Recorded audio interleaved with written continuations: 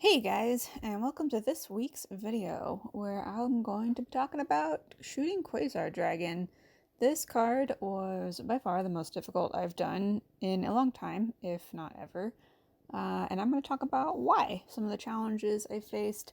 I don't have a full speed paint recording of this card because of some of the challenges that I encountered while trying to extend it. And that's part of the reason you're getting a voiceover today instead of just a normal, nice, chill music speed paint. I thought maybe I could talk about some of the issues that I encountered and how I dealt with them in case you encounter similar issues when you're extending or working on your cards. So, the first issue I encountered that I really didn't anticipate for this card was how difficult it was to strip it. I had actually at one point thought maybe I could soak a small piece of cloth in acetone and let that rest on the card surface to kind of loosen the ink. Nope, that didn't work. Normally that works if I just soak a Q-tip in acetone and let it sit on the surface of the card for just a moment to kind of loosen everything up before lifting the ink off of the foil layer. But this one was just being really stubborn. The ink didn't want to come off, and it took a little more elbow grease than normal. I ended up actually taking a little over an hour to strip just the center part of this card, and even longer once I stopped recording to work around the levels.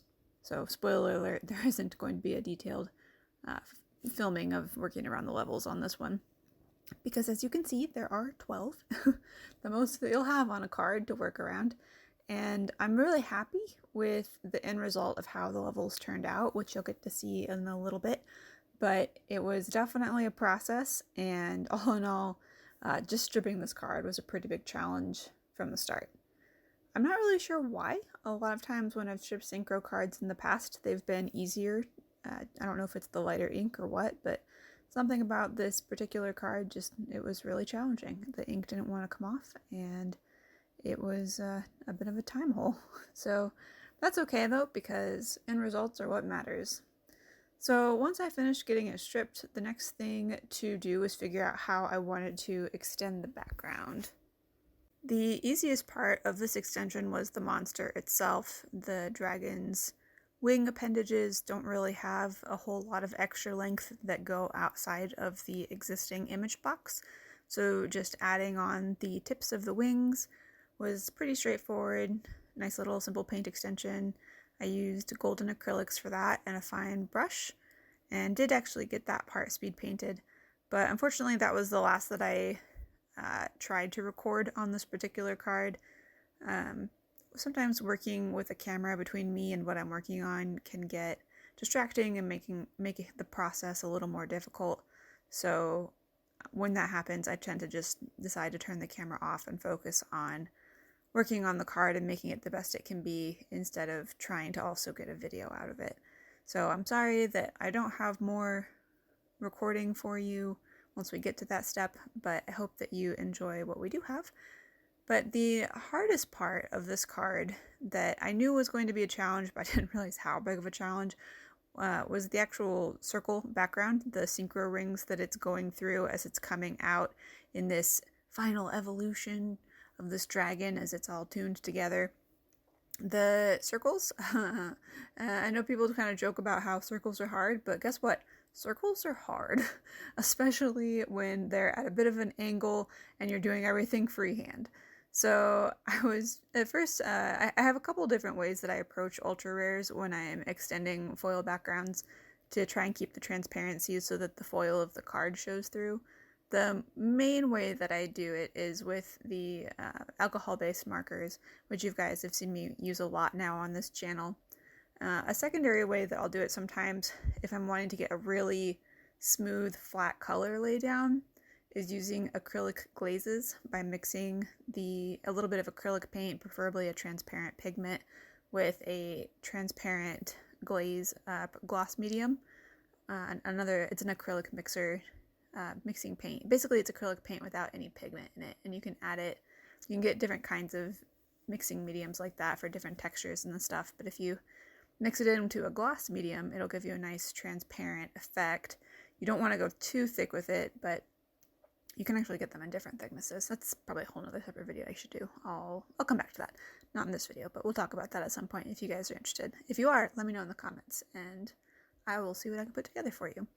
But anyway, I'll sometimes use this acrylic glazing technique to create that, especially in ultra rares, that more flat color lay down, because ultra rares and super rares, just the rainbow holographic pattern of their of those printed cards tends to be a little less forgiving than, say, a secret rare, which has more of that, you know, broken up background. They're a little more forgiving with how the paint or the ink lays down.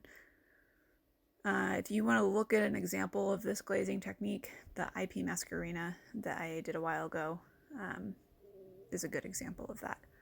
But anyway, so that was my first thought, was I'm going to do this glazing technique with Quasar. It's going to be a nice smooth laydown. The problem is I wasn't quite sure how to accomplish that and have the circles and like the gradient around the circles that I wanted to get. So I did do the glazing technique originally, and I was looking at it and I wasn't happy with it. I wasn't feeling it. I felt like the circles weren't quite right. So I ended up taking some acetone to it and lifting everything I had done off the card and completely started over. And I actually went through that process twice with the glazing technique, trying to get it right. And I felt like the first time I wasn't happy with the glaze. The second time I wasn't happy with how I'd redrawn the circles. The first time I did the circles, I tried to do them with acrylic paint. And painting circles, somehow even harder than drawing circles. And the second time I tried to do it, I tried to just completely remove the circles and have just the shine of the card show through where the circles would be. And I liked the look of that to some degree, but I felt like it kind of lost the emphasis of the different colored rings going down. So I ended up getting rid of that as well and went back to the old standby with markers, because it's much easier to control a curved line with a marker tip than with a paintbrush. So went back to markers and did a third round of attempting the circles and everything using the marker inks, and finally got it to a point where I was pretty happy with it. And it's that nice galaxy background, which I think works really well with super rares and ultra rares. So that's where we landed, and you can see the end result.